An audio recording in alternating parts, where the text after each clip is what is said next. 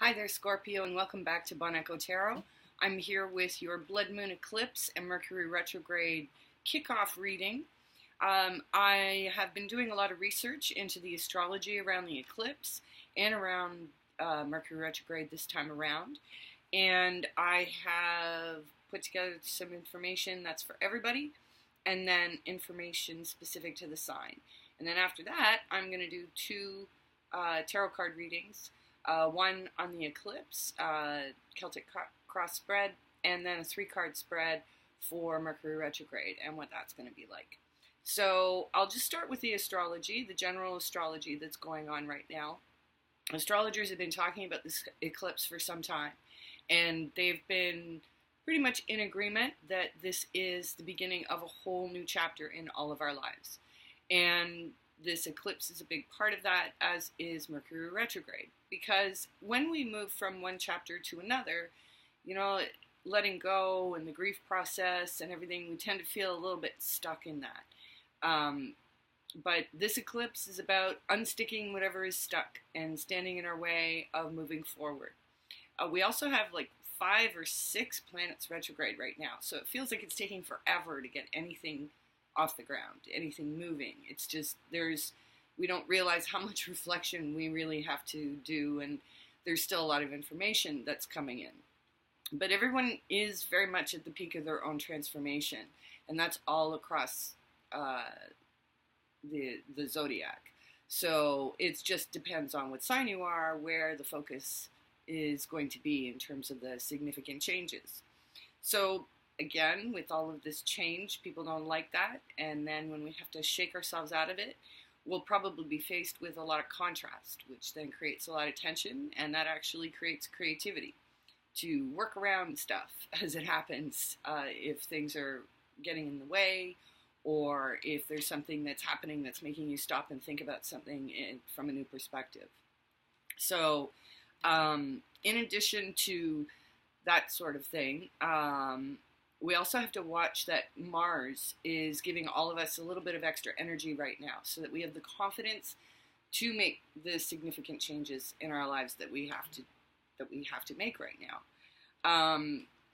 The challenge is going to be staying with that whole idea of grace under pressure. If we lose our cool through whatever's triggering us through this process and through this time period, it's likely going to take a lot longer to clean that up later. So the idea is to just kind of stay cool and don't react too much. And if you see other people who aren't coping very well with the energy, then, maybe back off a little bit. Maybe folks will be feeling a little bit of volatility and, hair trigger kind of responses. So just keep an eye on that. But thankfully we have Venus softening these effects and kind of taking the edge off.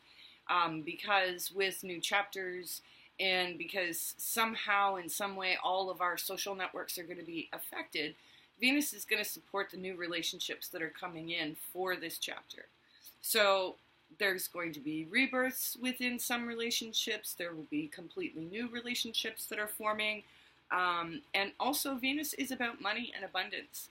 So if you've been experiencing kind of a dry spell for a while and you've been waiting for things to get moving, chances are you're going to start seeing payoff for all your hard work by the time you hit end of August, beginning of September. So that's something to look forward to. So that's the kind of across the board scenario that we're all kind of looking at. But I did do specific research into each sign. So for Scorpio, specifically, we have 3 eclipses this summer. There have been 5 in total all year, but there's 3 and yesterday, because it's taken me some time to get through the zodiac on this one. Mercury retrograde, go figure. But we've got 3 main eclipses this summer. We've already had one July 12th, and that was in your 9th house of wisdom, higher learning, spirituality, philosophy, that kind of thing. So you may have been experiencing earlier this month stuff that was maybe forcing you to recenter yourself with your spiritual. Maybe you've been having epiphanies, even, you know, around that sort of thing. And so after that kind of internal processing, the July 27th eclipse is in your 4th house of home and family. So it's a whole new cycle for maybe where you're living. You've come to the close of where you're living now and where you're going to. I know that's true for me. I'm Scorpio rising and Libra Scorpio cusp, so I identify a lot more with the Scorpio energies, and I'm moving countries essentially. So, and you know, there's definitely a new chapter starting in my family. So, and for me, it's been very positive, and you know, cross my fingers. So, so far, that's kind of what the eclipse has been about. Now, with the next eclipse happening on August the 11th, it's actually happening in the same house that Mercury Retrograde is taking place in. And that's in your 10th house of career, prestige, reputation, fame, things like that. And so, so you'll be reaping probably a lot more insights. From what I've been reading, the next eclipse on August the 11th is going to be a lot more gentle than the previous two. So, and as with lessons that we go through when we come to the end of one, so let's kind of think of this sort of thing happening in threes. There are often gifts that are dropped at you at the end of a process. So the next eclipse will actually be happening a week before Mercury retrograde actually ends. So it's not going to be the be-all and end-all. There's still going to be more time for more contemplation or for more information to come in if you've been looking to solidify things that are happening within your career. So let's jump into Mercury retrograde. Mercury retrograde is going to be all about keeping our nose to the grindstone, which is not so bad. I mean, I know for me, I really like to work, and I really don't mind working hard. It's a happy place. It's a place of comfort for a lot of Scorpios. However, it's also important that we're careful with our tempers.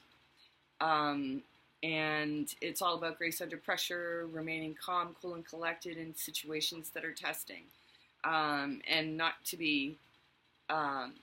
lose our patience, because we are developing our talents, and that's kind of the point. You know, we have to be kind to ourselves in this process, as we're still putting the building blocks together for how we see our work life moving forward. So make sure that, you know, you're practicing assertiveness with this influx of Mars energy, but make sure that you're not getting aggressive, because that's just going to create more problems later on. Saturn is actually supporting a strong work ethic right now, and really, I would say that the only planetary aspect that's really challenging would be Uranus, which is no big surprise because it is about surprises and it's about things unexpected. It's about rebellion and whatnot. And so if you're feeling kind of rocked by change right now, you can thank Uranus for that. The changes are happening quickly, and you're having to make decisions on the fly, taking in new information. But Jupiter is actually helping Scorpio maintain a sense of enthusiasm through this process. Thank goodness for that. So that's all the astrology. So I'm going to just jump right into the tarot.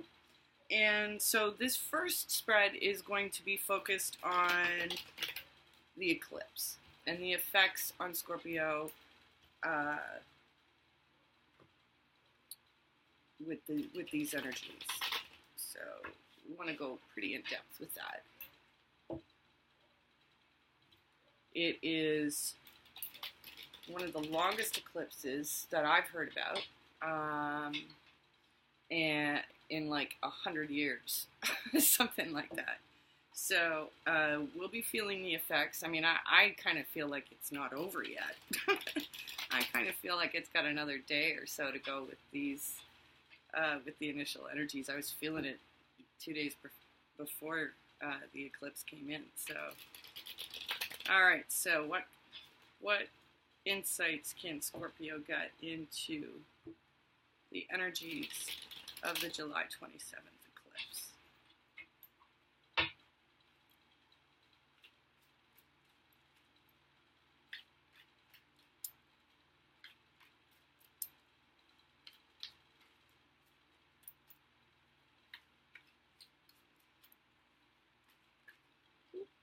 Okay, so I'm not going to take them, but we got the Ace of Swords and the Nine of Cups. So those are two things that, oh my goodness, look at that.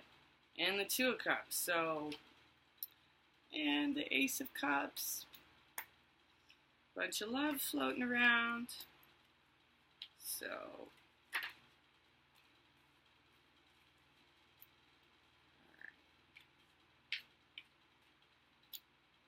that's good.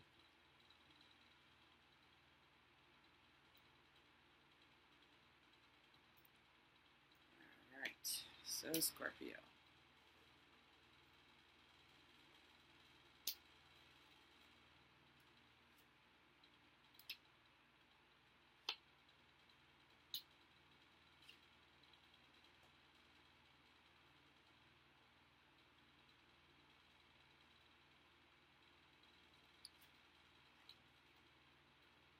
All right.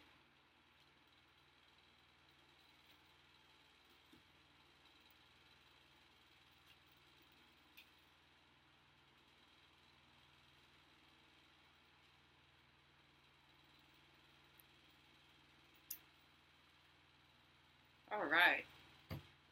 Okay, so far, Scorpio, it's looking pretty good.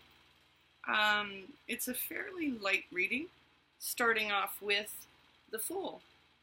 So, it's possible that Scorpio's starting to trust the process. Just a thought. It's kind of like, off I go. Don't really know what's going to happen, but I'm going to give it a shot, and I'm going to surrender. So, and with some optimism. Your obstacle is the Emperor. So there's something that's making you feel not quite as empowered as you would like to feel right now. It's perhaps you don't feel necessarily in control of what's happening in your life right now. So the foundation is the King of Wands. So there could be a fire sign somewhere around you, and that would be an Aries, Leo, Sagittarius that you could be dealing with. Let's see how it fits into the rest of the reading. In the past, you've been carrying a fairly significant burden, and in a sense, really couldn't see the forest for the trees. And just keep on moving in that direction, even though you couldn't see what was happening. What's crowning your reading is the Knight of Swords. So, this is the sort of thing to sort of caution Scorpios about right now, because the Knight of Swords, these are really sharp words. This is not necessarily grace under pressure. This is more like losing it. Or perhaps there could be an air sign around you that may be coming in and disrupting things. And then in your short-term outcome, we have the Sun. So in terms of zodiac sign, Leo is associated with the Sun. But the general energies of the Sun are happiness and optimism and happiness with children, all those happy little sunflowers and whatnot. The sun is, it's a good time, you know, feeling really good about where you're going. And in the position of you is the Four of Wands. And this is a really nice card in terms of partnership, and, you know, you may be feeling very secure with a partner, and celebrating, having happy times and whatnot. Family is also a big part of that. So with these eclipse energies, this is a very pleasant card. You know, you could be enjoying, you know, looking back on how a very good, solid foundation has been built within your family. It could be a great time of satisfaction. In the environment, we have some disappointment, the Five of Cups. So, so there could be people around you who are still grieving the parts of the old chapter that they're not ready to let go of, and but at the same time, you being you, feeling secure with the new chapter is going to be encouraging for them. So this is what I mean. Like, it's not a terrible, you know, this is just kind of a snapshot of how you're feeling and how the people around you are feeling. So in the hopes and fears is the Two of Pentacles. So this could be afraid of whether you can actually keep juggling things as you move from one phase to the next. It could be, there could be choices that you need to make that haven't been made yet before you head into this new chapter. And then the final outcome is the Eight of Wands, which is a lovely card. Things finally starting to get moving in the right direction.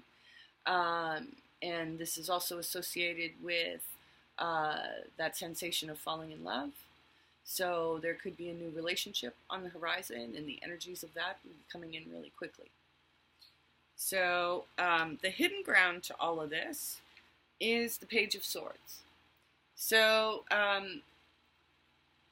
there could be messages that are coming in, more communication than maybe you've had in a while, and that's just kind of keeping things moving.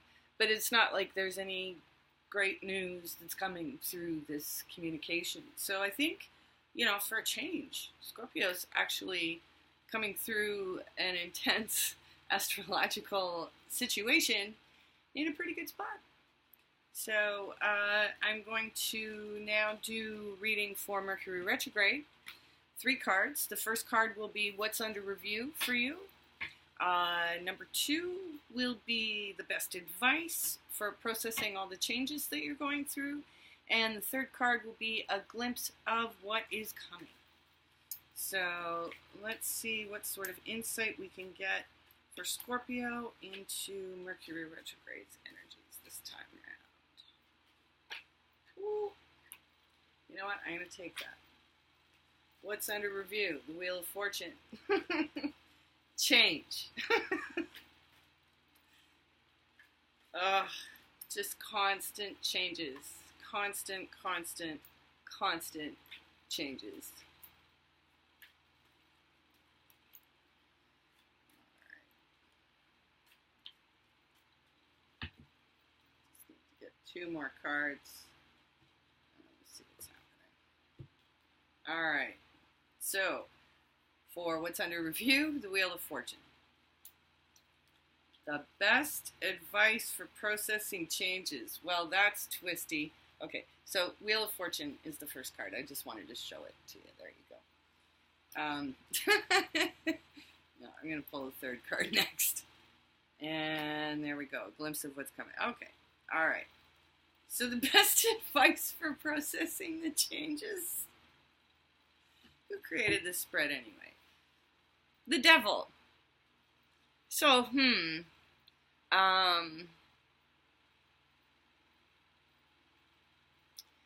it's time to get real about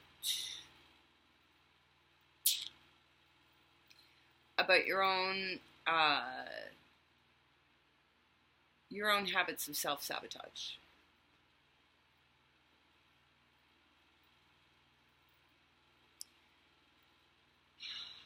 Because I always see the devil card as being doubt, but it's also addiction, it's obsession, overthinking. Could be some overthinking, because that's a bit of an addiction for Scorpio.